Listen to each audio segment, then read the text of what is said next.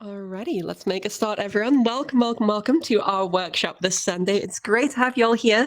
My name's Rachel. I'm a vocal feminization coach. I've been teaching trans voice for around about the last 4 years now, and absolutely love it. It's my favorite job in the world. It's fantastic. For me, my voice was not always here whatsoever. I was, in fact, terrified of voice training back in the day. My voice was, right the way down here, super low, super bassy. And I thought, yeah, there's no way that I'm going to be able to find a place that is comfy, sustainable, that feels like me. And it actually put off my transition for years until I realized actually there's so much that we can do with voice. And so I'm here today to help you all out with wherever you are in the process of vocal feminization. If you're right at the start, if you're kind of halfway through, or you're just looking for a couple of tweaks, I hope today that I'd be able to answer your questions and move you a little bit further along in that path towards where you want to be and sounding like yourself. Now, I know that I'm only doing vocal feminization, but if you are looking for masculinization or androgenization of the voice, got it right first time that time, amazing. Well, if you want either of those services as well, we also have Savvy's voice modulation workshops on every other Sunday to mine, so next Sunday you'll be able to pop along to that.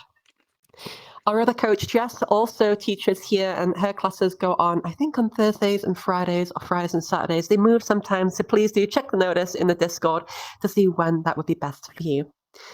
If you are looking to take a one-on-one consultation or a private session, we're happy to help as well. All you need to do is hop on over to transvoice.com and book yourself in for a consultation. We'll be able to see how we can best help you going forwards. So I want to start off today with a little bit of a talk on safety, some of the fundamentals as well, and kind of get to grips with the language that we're going to be using. A quick show of hands, though, who has been to one of these sessions before? And if you're on desktop, if you can just spam the space bar and jump up and down for me, cool. A lot of returning faces today. That's awesome. I think it's like the majority today. Sick, sick, sick. Okay, who's here for the first time today? A couple of newbies, not so many though. Welcome. Great to have you both here. Also, a couple of you. Yes, I see you all. Great. So I hope that today we're going to be able to answer any sort of questions that you've got. The format is going to be kind of in a Q&A format where I get different people up on stage to ask their questions and maybe work through some exercises to get to where they want to be. So actually, I want a quick poll just from everyone here that's been here for a couple of these. Could you all move yourselves into the middle for me? I'd just like to get a quick show of hands on something. We've been trying 2 different formats out here at the Trans Academy with these workshops, or I have personally. One of them was to have the 10-minute slots. We've got like 2 or 3 moments where we can have 10 minutes with somebody on stage working through. And the other format has been this kind of more flexible Q&A format. I would love it if you could tell me, just a quick show of hands, Q&A over here if you prefer Q&A, and the 10-minute format over here. If you could please cast your vote with that, just so I can get a quick kind of idea which you prefer, that would be great. So again, 10 minutes over this side, more flexible Q&A over this side. And it's a bit of a split, huh? Cool. Alrighty. Well, maybe we'll look into having these two separate events. That's great, everyone. Thank you so much. I just wanted to get a quick read of the crowd for the opinions there. If you can all find your seats for me. So we're going to start off today talking a little bit about safety. I know that some of those of you who have been here before have heard this before, but for those that are new, it's just so important that we go over this. So with safety, nothing with our voice that we do should hurt, okay? If you have any sort of pain when using your voice, after using your voice, if it's like a sudden sharp pain, if it's like a dull ache, that shouldn't be happening, okay? So any sort of pain, I would recommend for you to stop what you're doing and shoot me a message. Let me know. Okay, we might be able to see what's happening there. So no pain, and as well, if you have any discomfort, if you feel like really quite tight, if you feel like your voice is scratchy or hoarse or it changes, again, that's no good. It is reasonable to expect some amount of fatigue that it feels like we've kind of used our voice a bit and might be a little bit tired, but any sort of pain or discomfort is no good. Now, some other things that can happen with voice that we want to keep an eye out for are unexpected changes to voice quality, feeling, or function, okay? So if you find that your voice all of a sudden is like really hoarse, no good. We want to go ahead and take a look at that. Stop what you're doing, let me know. If you find that your voice is really weak and shaky and it takes a lot more effort to use, no good. If you find that your voice keeps on cracking all of a sudden, No good. If you can't get as high or as low or as loud or as quiet as you were able to before, or it just feels different, please do stop what you're doing in practice and let a vocal coach know. Myself, Jess or Savvy, would all love to help with that there. Okie doke. So no unintended changes, and no pain with the voice at all is what we're looking for. Now, outside of that as well, there are some things that can really help with safety. The main one, though, is listening to our body and not forcing anything, okay? There are these tissues within the voice called the false vocal folds. I'd love to get a quick show of hands. Who's heard of the false vocal folds before? These things that live in our throats? A couple of people. Who's absolutely never heard of this before? It's like, Rachel, what are you talking about? A couple? Cool beans. Okay, so the false vocal folds, what it's all about is that there is in our voice, this is our vocal folds, a cross-section of our vocal folds here, and we can see our vocal folds moving. They're living within our voice box in our throat.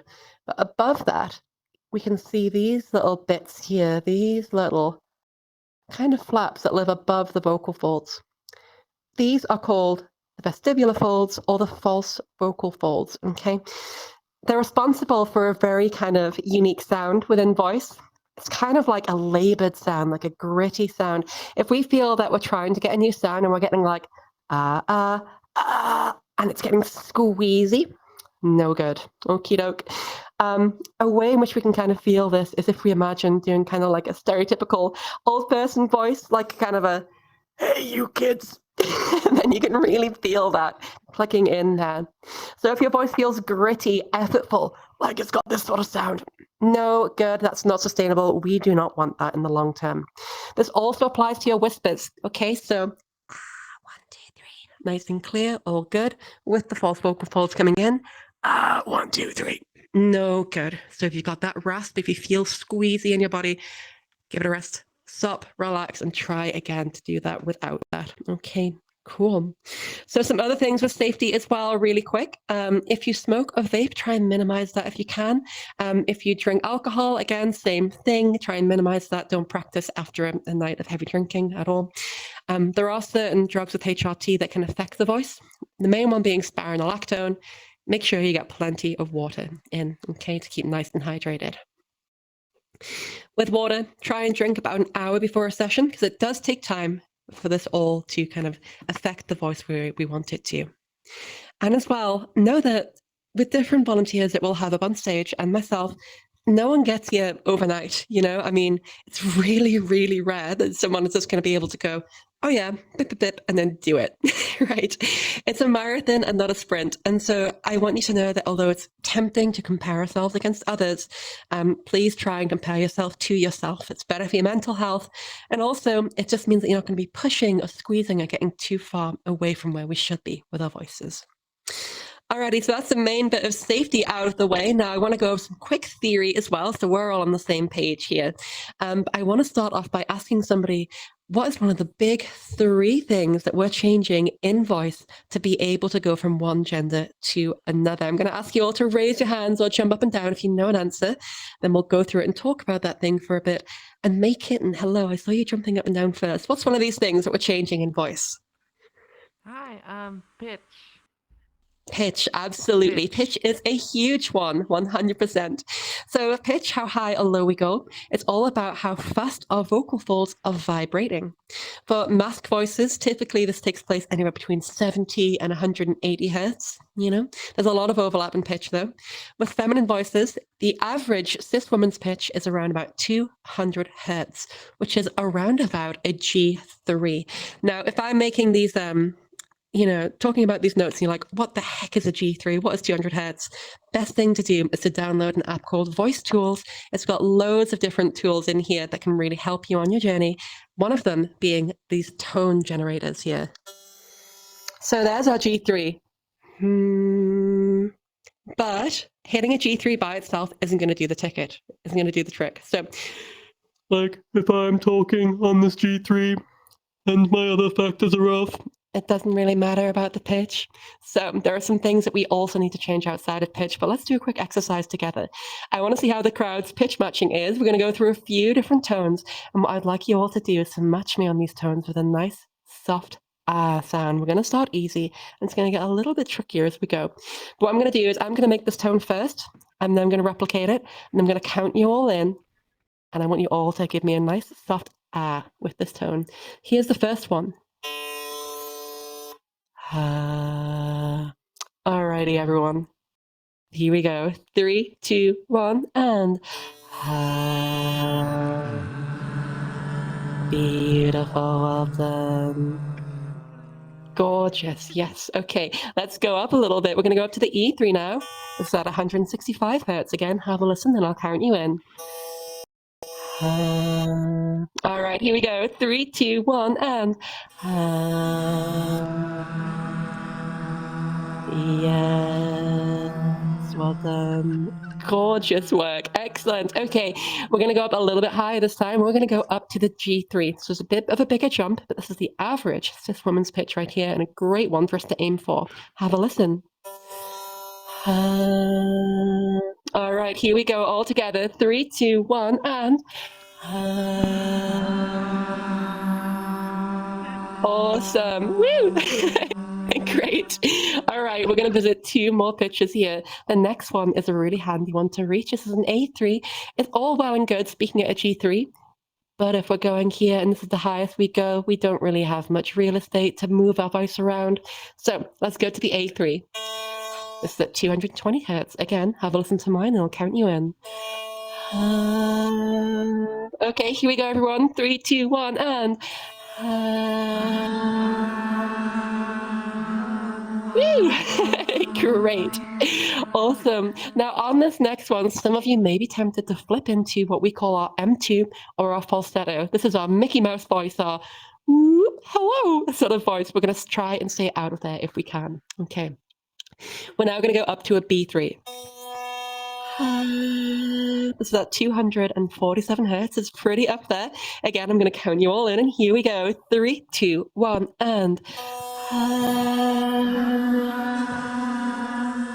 beautiful work. Woo! If you give yourselves all a big round of applause, please. You nailed it. Great job. Really good work. Alrighty, so we got through a bunch of different pitches there. I think often when someone does this for the first time, it's surprising that it's not all about pitch, that there is a lot of other stuff going on, but actually that's a good thing, that if we can hit those pitches, that's a really good place for us to start. So if you are just getting started with all this stuff here, try and see if you can get into pitch matching, if you're able to replicate pitches accurately. I think you all did tremendously with this though here, so I'm not too worried about you all. And then we want to see if we can get up to about a B3 in our M1, our regular old singing or speaking voice outside of that fluty falsetto-y stuff. Cool, okay, so that's pitch. We've got 2 other things that we're going to be looking at today. Does anybody know another one? And again, if you can raise your hand or jump up and down for me, that'd be great. And Vivissa, hello. What's another one of these things? Vocal weight. Vocal weight, absolutely spot on. Vocal weight is all about the oomph and drive and push within the voice, okay? If our vocal weight is off and our pitch and the other quality is really good, often what we can do is end up in a place like this where everything's a bit buzzier, it's a bit brassier, but by softening out that vocal weight, we can do a lot to be able to really make the voice sound more authentic and more like the way we want it to. So vocal weight, a really good way that we can think about it is how hard the vocal folds are hitting off of one another. With a light vocal weight, it's very soft. With a heavy vocal weight, really going to be coming off of one another. So there's a really nice way that we can sort of feel this here. I want you all to imagine a really cute kitten in your hands. It's absolutely adorable, or a puppy if you're that way inclined. And then I want you to go ahead and give me a really nice, really soft. I'm going to count you all in. And here we go. 3, 2, 1. Super soft. Please. Yes, absolutely. Perfect. 100%. This is more where we want our voice than the opposite. So let's imagine this kitten again. It's so adorable, but it's just thrown up all over us. It's terrible. There are chunks. It's the worst. I want you all to give me on the count of 3 a really big please. All right, here we go. 3, 2, 1, and Yes. Absolutely. Good job. So when we have a lower voice or a voice that's exposed to T, my one, for example. So to come down here to these lower notes, physically, to allow this voice to function, I need a heavy vocal weight to be able to get the sound moving. E, A, O, U. If I try and talk with the same vocal weight that I normally would, it's really hard. So my vocal weight up here is way softer. Lower pitches necessitate a heavy vocal weight. It's got a lot of buzz, a lot of drive, a lot of energy, a lot of vibration behind it, okay? As we try and get into a more femme voice, we want to soften out as we're bringing up our pitch, okay? It's a really, really, really good skill. As well as that, with vocal weight, we want to adjust it dynamically. So as I'm coming down to my lower notes, I'm backing off even more. I'm making it sound like, oh my God, it's so difficult for my itty bitty vocal folds to make these sounds. Really useful. As well, when I'm going up to high notes, I'm again softening out. I'm not going up and pushing to get these highs because then it sounds effortful, which is not the image that we want to get across to get that she, her on the phone. So that's vocal weight. We've got one more thing missing here. Does anybody feeling brave that can tell me what the third and final thing is? And say the mic. Hello. What is the final thing? Resonance. Absolutely. Ding, ding, ding. It is resonance. Cool. So quick show of hands here. Who has kind of an idea of resonance but isn't too sure? Cool, a couple of us. Who's like pretty darn confident with their resonance understanding at this point? Cool, cool, cool. And who's like, I've got no idea. I've heard it, I've seen it, but it's a mess. Yep, cool, awesome. So resonance, I find it can be kind of a complicated topic. There's a lot of stuff out there on the web about it, but really it doesn't have to be. It's all about the size and shape of our throat, mouth, and lips. We'll take a look at this together. So here is the power source filter diagram. I'll load on your screens in just a second. And this is a diagram that can help us think about how the voice works. Our sound source is our vocal folds in our larynx. This is where our pitch is happening and our vocal weight is happening to get those lovely high notes with a nice soft voice. Above that is the filter. This is where all of this resonance magic is happening. Basically, our filter, the throat, mouth, and lips, the space in the throat gets a lot bigger after being exposed to T in puberty. It gets longer and it gets wider, and this changes how the sound comes across. And this makes sense, right? Because like if I grab this cup that I've got in front of me here, and if I start talking into the cup, the sound that I produce is going to be different than without the cup. Same is true for our throat. The sound travels up through the throat and it gets bounced around and changed as a result of that. If the throat is bigger, the sound will be darker. If the throat is smaller, the sound will be brighter. And this is where we get a lot of aesthetic control and choice for the tone of our voice. Okie doke. So for this one here, I think what's really important to help people to understand pitch and resonance is to have a little bit of an interactive quiz. And so if you'd like to take part, I'd love you all to come into the middle again for me, please. And if you wouldn't like to take part, I'd like to be just on the corners of the stage, please. That would be awesome. So we know that pitch is described in terms of brightness and darkness, but it's important to be able to hear the difference between pitch and that as well. So pitch, high and low, ah. Resonance, from dark to bright, e, sounds way different. On this side over here, this is going to be, I'm changing my pitch. On this side over here, this is going to be me changing my resonance. I'm only going to change one or the other, pitch or resonance. And it's going to be your job to be able to tell me which one it is I'm changing. I'm not going to do both at the same time. So for example, that would be pitch. And you go onto this side. A different example, resonance, going over to this side. Alrighty, let's give this a little bit of a go. First question, we'll get a little bit harder as we go on. E. Does that sound like pitch or resonance that I'm changing? And ding, ding, ding, you're absolutely all right. Pitch, good, good, good. Back into the middle for me, please. Let's do a couple more. Ooh, oh. Now, was that pitch or was that resonance? Was it moving? Can I make a tune with it? Or is it kind of the sound shape changing? Yes, you're all absolutely right. Resonance, spot on. Great job. 2 for 2. Let's do a couple more. This one's going to be a little bit harder, mind. Here we go. E, E. Now it's more of a subtle change, but what do we think it is? And be brave. Don't be afraid to go against the crowd if you fancy it. Yeah, well done, everyone. That was indeed pitch. Good. Even if the notes are right next door to each other, E, E, E, we can start to make a melody, and we cannot do that with resonance alone. Alrighty, let's do another one here. Ooh, ew.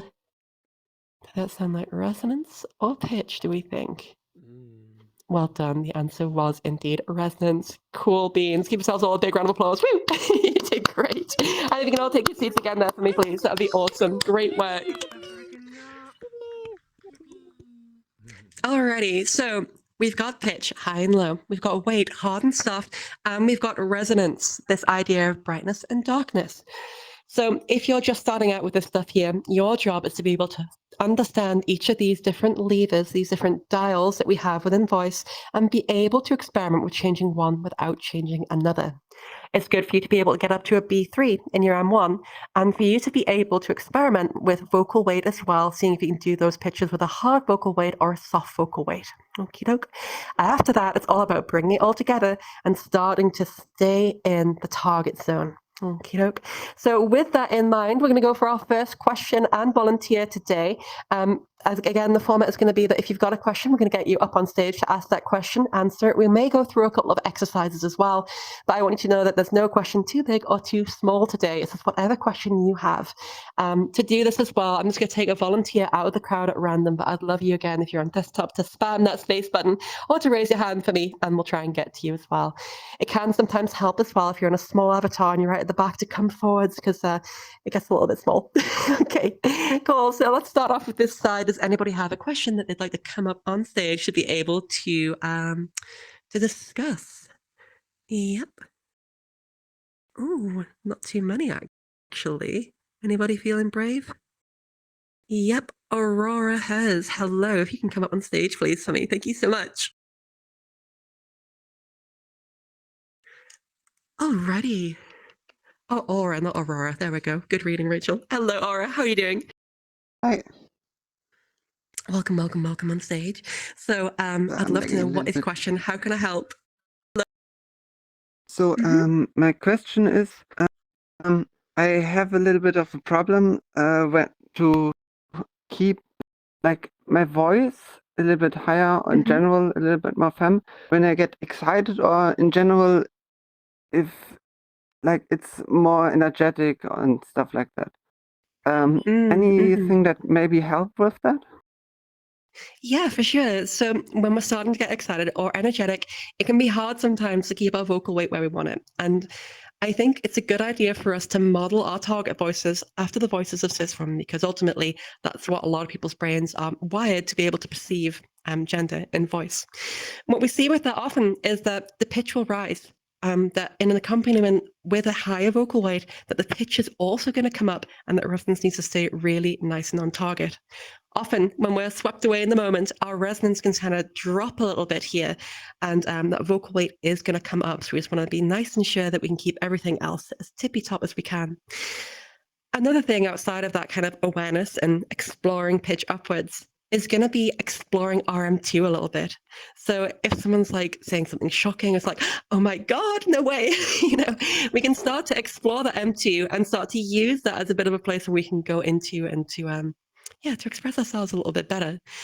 I know it's really difficult though, because at the same time as all of this, it's hard sometimes to practice, right? Because to be able to get authentically excited about something, it's not something that's very easy for you to like tap into and just go towards, right? So I would like to know currently, what sort of methods are you using, Aura, to kind of be able to evaluate yourself? Are you recording much? Are you listening back live? Or tell me a little bit more about that side of things. Sometimes I like listening to myself like normally, and rarely also try to record it. Awesome. And where do you say you're practicing most these days? Are you using your voice like full time, or tell me a little bit more about that side of things? From time to time, most of the time when I'm in VR chat, I'm using that to practice. Hmm. Excellent. Good, good, good. Are you often in desktop mode? Are you mostly in VR? Tell me a little bit more about that as well. Most of the time I'm in VR. Cool beans. Okay. I think there'd be some great utility for every now and again just having a desktop session and having something like Fritcher open or a different pitch tracker or indeed voice tools to be able to see where your pitch is going, especially in these moments of like excitation and, where things start to fall apart a little bit for you. I'd like to have you have that visualization on there. That can really, really help when we start to feel like we're in the moment and our concentration's waning. Bringing that pitch up is really, really useful just to kind of like hedge our bets and stay safe. There is, although, a big part of this, it's all automatic. I mean, with laughter as well, I've talked to a bunch of different coaches about laughter and these sorts of things, and it's a difficult thing for you to drill, to practice. And so by the sounds of it, you've got some great setup. Keep up with that setup. Keep listening back to yourself live as well is really, really, really helpful. And just notice what's happening. One other thing that you can do as well is that when you have a session where you're like, that bit of my voice gave me dysphoria, I didn't really like it, or I just didn't really feel like it was part of you or that it was where we wanted it to be, record that, clip it, and put it in a folder. And what we can start to do then is see a commonality of, okay, here's this day where it happened, this day where it happened. Leave it for a week, come back to it, see more objective, and then see if there's a unifying trend of what happens. Is it that the laugh triggers you to go somewhere else where you don't want to? Is it a certain word? Is it a certain sound or habit that we can maybe then use to capture the sensation of it, to know, I'm about to do this, let's do something else instead. And so it's really, I think, for you, more about evaluation, awareness, and keeping up with it. I promise it gets easier though. But thank you so much. Do you have any follow-up questions on the back of that? Not really. Awesome. Thank you so much, Aura. If everyone give Aura a big round of applause for being brave. Thank you so much. Woo! Great. Thank you. Alrighty, we're going to take another question. We're going to go for this side of the stage this time. Is anybody feeling brave to come on up and talk through a few little things here? No? Okay. Yes, Carlos. Hello. If Carlos, you can come up on the stage, please, for me, that would be brilliant.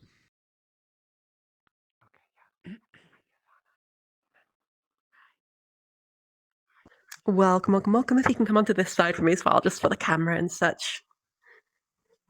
Beautiful. How are you doing, Carlos? Welcome. Okay, how are you? I'm pretty good, thank you. Pretty good. So tell me a little bit about where you're at and how I can best help. I've come out recently, in about 4 weeks ago, and about a day after I started doing voice. I'm not doing it right now because my throat is sore at the moment from doing it too much. Okay. But every time I've talked to somebody in it, they tell specifically trans femme people I'm trying to practice it with, they just tell me that my voice is too breathy, because even before transitioning, I was always breathy with my voice, and I want to know if there's a way for me to limit my breathiness. Yeah, totally there is. Also, congrats on just coming out as well. I know it's a huge thing, so well done. I know it's Thank you. It's intense. Yeah, absolutely. Alrighty, so what I would love to do is to kind of hear how you're sounding. One thing I want to do before the show is to say, if you've got any pain while you're on stage, let's just stop and maybe, book in a consultation when you're feeling a little bit better. We shouldn't be having any pain, so do be careful. Especially if we're over breathy, if we're like, when the sunlight strikes, that breathiness can often dry out the vocal folds and make us feel a little bit more irritated. But let's give it a little bit of a go. I would like it if you could read that on screen. You'll see it behind you there as well. When the sunlight strikes, raindrops in the air, they act as a prism and form a rainbow. If you could read that in your target voice for me, that would be brilliant. We'll go from there. When sunlight strikes raindrops in the air, they act as a prism from the rainbow. Totally. I skipped a word there. I'm sorry. You're so fine. Don't you worry at all. Let's do the second line, and the third one going from the rainbow is all the way to beyond the horizon, please. The rainbow is a division of white light into many beautiful colors. These take the shape of a long round arch with its path high above and two ends apparently beyond the horizon. Good work, good work. I'm liking the extra bounciness that you're putting into your voice as well, but I do see what you mean about this feeling of this breathiness, you know? Often, vocal weight and breathiness can kind of come together in a way in which we don't want them to. That can be a bit of a red herring. When we reduce our vocal weight going from there's sometimes a temptation to replace that feeling of buzziness with a lot of breath. This is where I feel that you are currently, Callus, is that we're just getting a little bit too much air in. I think as well that vocal weight, sound production, breathiness, and pitch, they all come together in a really nice little bundle. Everything in voice is physically interconnected, but resonance, I think we can park for a little while we focus on getting that sound production to be more where we want it to. So to help with this here, I'm going to ask you to do a little bit of an exercise with an SOVTE and to see what your pitch matching is like. Now, if you're not too sure what an SOVTE is, it's no worries at all. It's just a sound that we make to be able to try and get our voice production to be healthier and to explore our pitch, which is exactly where we are. If you're curious about these, head back on the VODs on our YouTube channel, and I've done a whole lecture recently about SOVTEs and how they can help. But what I'd like you to try and do for me here is, let me just grab my phone real quick, is I want you to take a nice sound, and I want you to glide it up to this pitch here, first of all. Can you give that a go, please, for me?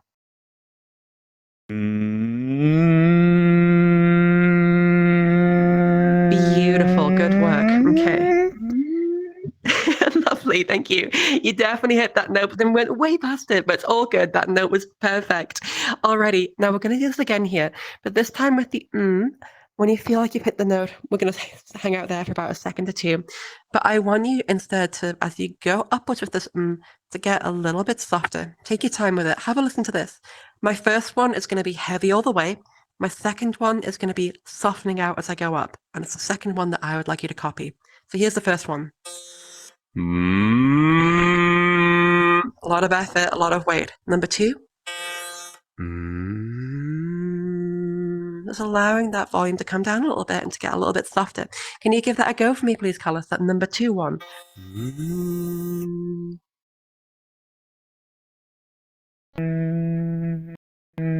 Oh, your sound didn't come through there. Can you repeat that once more for me, please?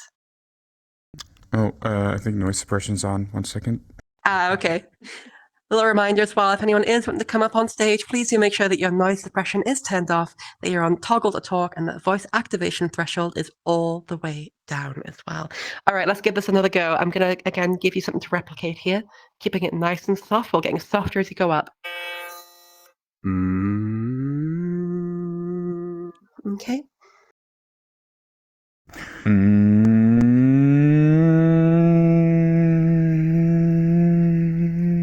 Good work.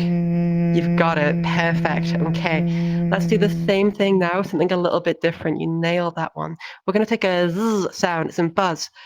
Zzz, and do the same thing. Give it a go when you're ready.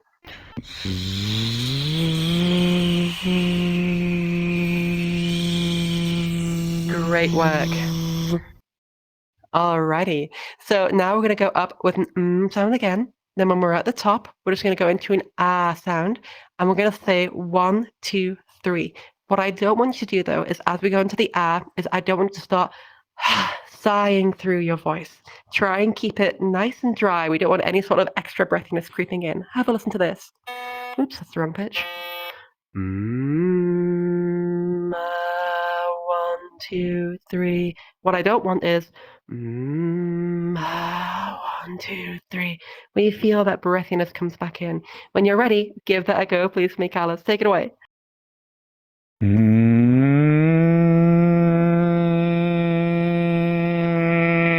1, 2, 3.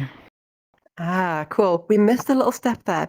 I want you to go into an ah as well. And I felt that that one was getting back into heavy world. You're doing great so far, but we're going to add in that little extra step. So it's nice and soft. 1, 2, 3. So opening the lips. Ah, 1, 2, 3. Give it another go. Going back to that softness, please.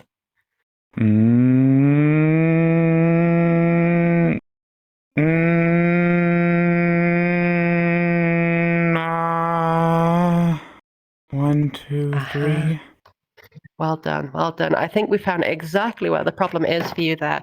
So currently, when you went up there again, I know that we were asking for the softness, but it felt like there was quite a bit of oomph and weight and pushing behind that. Which is natural. I mean, it's very rare that we would have to go up to this pitch in the certain feeling before. This feeling's going to be new. It's going to feel like your voice is a little bit underpowered, like you're being a little bit too quiet. It's going to be really different when you get it. But we need to find that place where, not that one, that one. And then when we start to open our mouth, instead of, there's a little bit of a tendency in you to get that softness from that push of breath rather than the reduced activation of the vocal folds. A really good exercise for you to practice could be getting up to that F3 and going from a really heavy vocal weight to a soft vocal weight without getting overly breathy. So what that would look like would be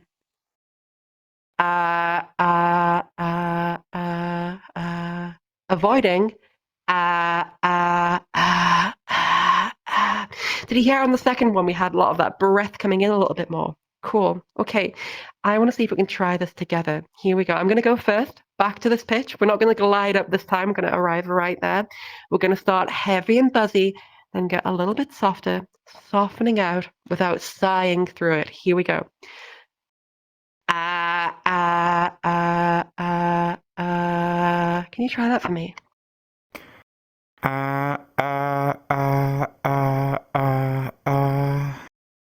Aha, and do you feel that sigh on the end? That sigh coming back in a little bit. It's not to worry, Callus. You're on the right track, but I've found exactly where it is that you need to be working. So I'd say take a look online at some of the earlier lectures as well about vocal weight and do some research. Look up vocal weight online. There's loads of resources out there on YouTube all about this stuff. And it's that elusive sound where it's softer without being breathy. It will take some trial and error. Once you've got it, you'll know it. I want to thank you so much indeed for coming on stage today, Callus. And if I can get a big round of applause for Callus, please. Woo! Great work. Awesome job. Thank you very much. Thank you so much. Absolutely. Great. So that was a really, really good question there. So really, really good work. I'd like to know, does anybody have any follow-up questions on this one specifically? Because I think that this problem, voice crack. I think that this problem is one that often comes up. Does anybody have any specific follow-ups on that one? Nope.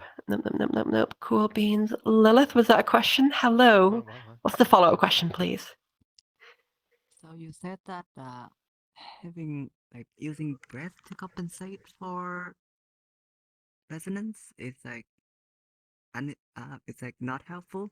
So what about the kind of vocal fry and the breathy kind of voice? Okay. Well, we've got our wires a little bit crossed Is that here. in So conflict? yeah. Totally. So this is less about resonance and more about vocal weight. That when exploring vocal weight, the moral of the story that I want to be is that we want to get less over breathiness from into the voice. If we want that factor, we can have it in, but I don't want people using it as a bit of a crutch, which is often what I see beginners doing. So it's not too much about resonance, but when going to things like vocal fry or other techniques, I think it's best to focus on the quality of the overall sound that's being produced, making sure that E, A, I, O, U, it's comfortable, it's sustainable, it's not difficult to do, before starting to introduce different elements to be able to mask that. This is something that I also see people get into, is that, I know that my vocal weight isn't the best, so I'm going to fry out a lot. Try and stay away from shortcuts. I know that there's a lot of videos out there to be like, oh, do Kermit voice, then do this, and ta-da, we're here. I don't subscribe to them. I don't think that they really work. I think get that foundation firm and true first, and then we can go from there. But thanks for your question. Sammy, I saw that you had a follow-up question as well. What was your follow-up? Is there think about it, is there any situation when it might be hard to retain a feminine sounding voice? Like, for example, if you've done exercise or if you're in a certain situation? Yeah, for sure. So there are lots of situations where it can be more difficult. Exercise is a really good one. Going back to our first, volunteer that we had on the stage, getting excited, exploring that, being sad, being very frustrated, all these different emotions aren't things that we go to regularly. And so when our brain's like, oh no, we need to have a big cry right now, and we're not used to that, it's unfamiliar, And so I think it's better to think about these things as practice environments that we haven't done enough of to be really confident and consistent with yet, rather than inherent bad points for voice, You're right, there are some areas which are inherently more difficult. I think that exercise is one of them. Being loud and projecting in like a bar or something like that can be hard too. But yeah, I think that the best thing to do is to focus on those when you need to get to them. Don't go for everything all at once is a big piece of advice I'd give as well. Thank you for your question, though. Shay, I want to know online, do we have any questions on our streams here as well? And if you are watching on Twitch or Discord, please do pop in your questions into the chat.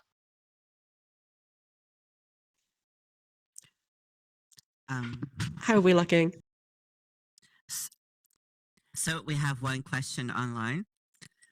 They ask, I don't like talking much. So when I try using my voice, it ends up making me cough from mucus and needing to clear my throat. Is that normal? No, I would say not. Don't like talking much when I need to. It could be a case of vocal underdoing, that if you're not talking a lot, that your voice just isn't used to getting used, in which case I'd say that's to be expected, but perhaps not. Normal's a difficult word. Generally, more broadly, if you're finding that you have to clear your voice, clear your throat a lot to be able to produce sound, that's not the best. And we should try and take a look at what issues there might be behind that. If it is that you're someone that maybe talks for less than an hour a day regularly, then it's likely that we're going to need to get your voice kind of rehabilitated, get it into a place where you're able to use it more effectively without all this mucus and phlegm and stuff that's coming in along with it. For that, again, SOVTEs can be fantastic. There can be some other things as well that cause that, though. Postnasal drip, acid reflux, allergies, some dietary concerns can all contribute to the presence of mucus within the voice. But try and see if it is that you're not doing voice much. Get that moving a little bit more and see if that helps. Try and limit throat clearing in and of itself, because it gets into a cycle. The more that we clear our throat, the more that our throat can get irritated, and then the more mucus we produce. So try and swallow that or dislodge it by other methods. But yeah, it really depends. But thanks for your question.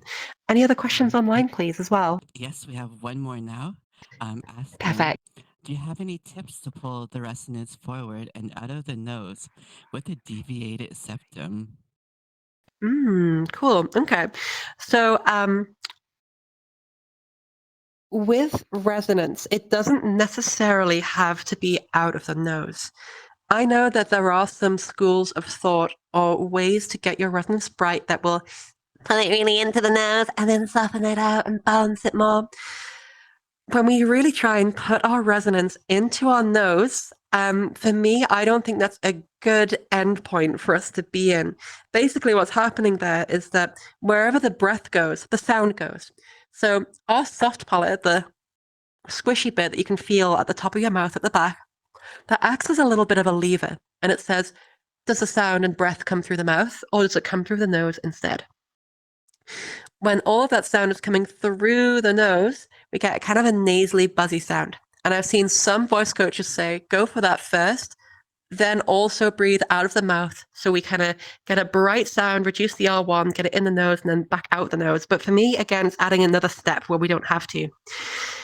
If your deviated septum is causing you to be hyponasal, like, for example, if you find that, like, whenever you have an or an sound, your nose is constantly blocked, so it's like, then we don't really need to strive for that bright nasality at all. We should just leave that alone for the time being. I would say the best thing for you to do is to try and find out what's going on with some different whisper exercises. Make sure you've got really good skill with that. And then even if our nose is completely blocked, we'll still be able to do that. Like, I'm plugging my nose at the minute. E-A-O-U. And we can still get a fantastic sound, so don't worry too much, but focus more on the breath, I would say, and where it's going and how it's sounding too for your resonance. Great question. Thanks so much. Now I'm going to take another volunteer from the crowd here as well. This time I'm going to go over to maybe the middle to the left. If anyone's feeling brave, please do raise your hand. We'll come up and talk about your question. Anybody feeling brave? Yep. Vevisa, hello. If you can come up on stage, please, for me, that'd be fantastic. Welcome, welcome, welcome. Okay, so how can I help? How are things been going for you? They've been going all right. I've been trying to practice my voice a little bit more, doing more resonance work, doing more lightning work. I think. Yeah. But when I go in like higher resonance, so my voice is obviously not where I want it to be. I want it to go more lower. Sure. Because I'm like 6'3", so it's high voice doesn't really kind of fit necessarily. I hear you. But when I do like, I try and like increase the resonance to kind of make it more bright. I get more like almost like an Eric Cartman kind of sound. But also when I try to bring it too low, it still sounds too like mask. So I'm trying to figure out what direction I can go with that. Yeah, totally. So if we're getting kind of like an Eric Cartman kind of sounds, often from like the heavy vocal weight as well. And what I see quite a bit is that when we start to work with resonance, that we can get a little bit heavier as we do so. One thing that I'd like to do is to see what it's like for us to match pitch, and then we'll kind of build the voice up from there and see what's happening. We're going to go for a little bit of a lower pitch as per kind of, your goals and aesthetic. We're going to go for an F3 for this one, where we can still sound absolutely fantastic. Okay, cool.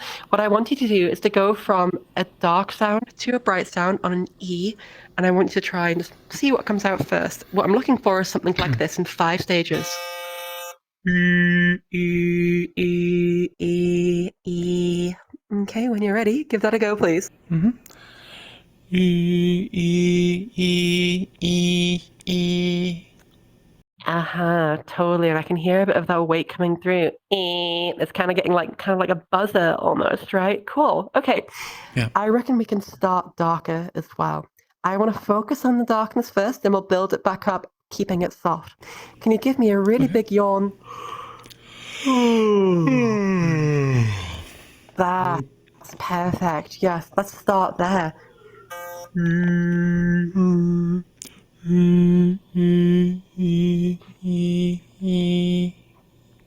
Yeah, good. And I can also hear a little bit of nasality creeping in the last step, where pushing it into the nose. Okay, we're going to try this. I want you to go ahead and block the nose for me. We're going to take your forefinger and thumb and just gently plug your nose. We're going to do the same thing again. And if you feel a big build of pressure back there, we'll know we're putting in too much air into the nose. Have a little listen to this. Give that a go when you're ready.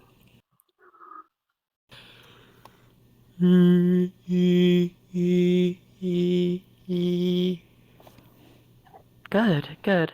Okay, really, really nice. I think we're getting there. Now, what I want to do is to put this into a word. Okay, we're going to go for the word heat. We're going to go from, again, dark to bright. We're going to try and keep this lovely softness that we're searching for. And again, we're going to use the same pitch. We're going to start super dark. Plug your nose once more. It's helping you to stop that sound from getting right up there. Heat, heat, heat, heat, heat. Please. All right. Heat, heat, heat, heat, heat, heat. That's better. That's where we want you. Okay. Now we're going to do this again. We're going to do it with the word these this time. And we're going to go for the afterwards of reading the sentence monotone, keeping everything bright. So it's going to sound like this. These take the shape of a long round arch. Okay, take it away when you're ready. These take the shape of a long round arch, with its path high above and its 2 ends apparently beyond the horizon. Well done. Now, I felt on that one that a bit of that weight came back and a bit of that nasality came back. It just felt like, ooh, this inclination. It was kind of rising again to get back there. Totally. Okay, so we know what to look out for. We know what sensations to look out for. When we get that extra buzzy sound, No good. We want it to be soft, soft, soft without that extra breathiness coming in. Starting dark for you, I felt like was a really good thing. The reason why I want you to start really big and dark, even though it's like, we don't want to sound like that, why would we do it? Is because it's a full movement of the muscles that control the height of the larynx. Like, so for example, whenever I move my arm like this, my virtual bicep is contracting to bring it up, and my virtual tricep to bring it back down. And muscles often work in antagonistic pairs within the body. So the exact same is true for the elevators of the larynx and the depressors of the larynx, the muscles that bring it up and bring it back down. Now, let's say that I was trying to move my arm. It started up from this neutral position here, but I want to move it all the way this way. And get a full flex. If I've never done that before, I might tense my arm, I might move it sidewards, I might engage a lot of different muscles, i.e. the nausality, the heavy weight, different compensating mechanisms for trying at the same thing. But if I start with my arm fully extended, if I start at the darkest position with my resonance exercises, and then go up very willfully and carefully, heat, heat, heat, heat, heat, while looking out for my trigger points, right? My kind of buzz behind the nose or the buzz in the sound, you're going to get much better results as you kind of start on the right foot and end in the right place as well. So I would say experiment with that with a selection of different words. Get really good at keeping that softness. But what you're going to have to really be careful of is checking yourself for this heaviness coming in. It can be expected that this will be a habit that remains for a while until you fully work on it to get rid of it. So just be on the lookout for it. It won't change overnight, but I'd say for the next 2 weeks, really dedicate some time, maybe even just 10 minutes a day of hello, hello, hello, hello, hello, staying soft, keeping it out of the nose, but starting super dark and getting to where you want it to. The great news is, though, is that your ability to be able to change resonance is certainly there. You're doing the right things, but it's just going off course as you start to go into Goldilocks land where we want to be, So I'd love to know if you have any questions on the back of that, really, and how anything else to be able to help. No, I think that's fantastic. Thank you so much. I think I can Thank take you away so much. and Awesome. work on it. Good. I'm so glad. If we get a big round of applause for them, so please. Great work. Awesome. Okay. So I've got time for a couple more people as well. But once again, I just want to check online for everyone watching in the streams. Are there any more questions online, Shay, please? This one might be slightly tricky. How can I, as an author and a person with DID, keep track of my voice aside from recordings? Our primary personality has way more progress with voice training. That's a really good question. I'm afraid it's one that I'm just not equipped to answer. I've got to hold my hand up and say I don't have enough experience with DID to be able to help. I do know somebody that does. I believe they go by like Dusty Nebula now. If you type in Dusty Nebula into Reddit, you should be able to find. She also went by Synaptic Sea Slugs for a bit. I say she. I knew them as a she back in the day. But they also have, experiencing DID as well, and have experience working with alters and such. So I hope that can be a place where you can find support with that. Because for me, I'm just like, I have no idea, I'm afraid. But great question. Thank you so much. Any other questions online as well, please? That's all we have online for now. Alrighty, no worries. Okay, so you've got time for a couple more. If you could please all raise your hands or jump up and down for me if you'd like to get any sort of feedback, work on anything, or come up on stage to go through a few different things. And Petster, I saw your hand shoot right the way up. If you can come up on stage, please, for me, that would be brilliant.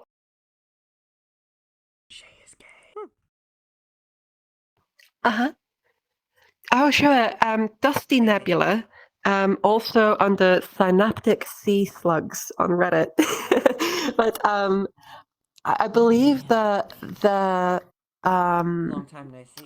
the voice company is Fluid Voice Studio, I think, but I have to double check. But hopefully that helps. Someone else will be able to find out the rest of the info that you need. But thank you so much. Hello, Pepstick. Can you come on this side for me, please, real quick? Hi. Oh, sorry. Yes. Hello. Oh, you're so fine. Don't worry. Howie, how are you doing? I am doing fine. I hope you're doing too. Good. I'm doing great. I'm having a blast. So, how can I help you? So I have, whenever I do like a feminine voice, I often get the feedback that it kind of sounds forced. Mm-hmm. even though I don't really have the sensation that it is forced. Mm-hmm. Okay. Could you demonstrate that for me a little bit, reading from when the sunlight strikes all the way to beyond the horizon? That's okay. All right. And it's like, on the spot. Cool. Which one? Which So we're sentence? going to go for when the sunlight strikes, raindrops in the air, all the way to the end, apparently beyond the horizon, please. Oh, okay. You got this. When the sunlight strikes raindrops in the air, they act as a prism and form a rainbow. The rainbow is a division of white light into many beautiful colors. These take the shape of long, round arcs, with its path high above and its two ends apparently beyond the horizon. Really well done. That's awesome. Good work. So I'm hearing a lot of great things here. One of the things that I think might be giving you the sense of like it feeling kind of forced is that the pitch felt a little bit boxed in. It felt to me like when the sunlight strikes, raindrops in the air, they act as a prism and form a rainbow. There was quite a bit of fry as you came down at the bottom, which is a great piece of kit, as we kind of fry out down the bottom, great. But because our pitch is somewhat limited with where you're going with your highs and such, it feels as though the pitch is a little bit boxed in. And the recurrent fry makes it have a little bit more of an effortful aesthetic. So I want to see if we can start to get you going into braver places with pitch and to see how that would feel for you. Can you give me something like a nice old blending upwards into our M2? Good. Okay, let's do that up and down. I'm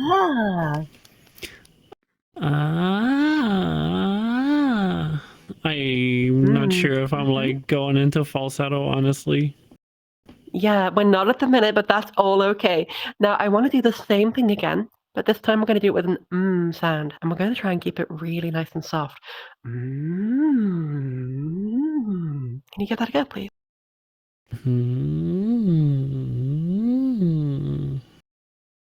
Good, awesome. Okay. Now, what I felt there in some of those exercises was a little bit of a feeling of getting boxed in, was a little bit of a feeling of pressing as you're going into those higher notes. It felt to me that those bits up there weren't as familiar. Would you say that's fair to say? I'm not sure. Okay. Not to worry. It's mostly the when like I do singing sometimes, and when I like take higher notes, I usually put a lot more volume to like keep them steady. Yes. So you're used to like belting being up there, but going to that sort of place in a softer, more sustained speech-like quality is kind of foreign, right? Cool. Okay. I think this is it. Often when we have problems in exercises, these problems are going to present dynamically within the voice. As the voice starts to move around and do its thing, and we're exposed to different conversations, different emotions, the limitations that we experience in our exercises are going to pop back up.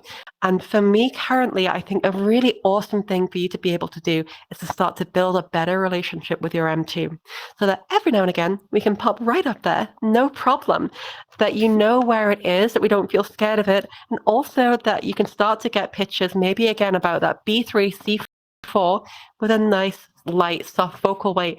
As a last little thing that I'd like you to do for me, I want you to go onto this note real quick and give me a nice old 1, 2, 3. Okay, can you give that a go for me?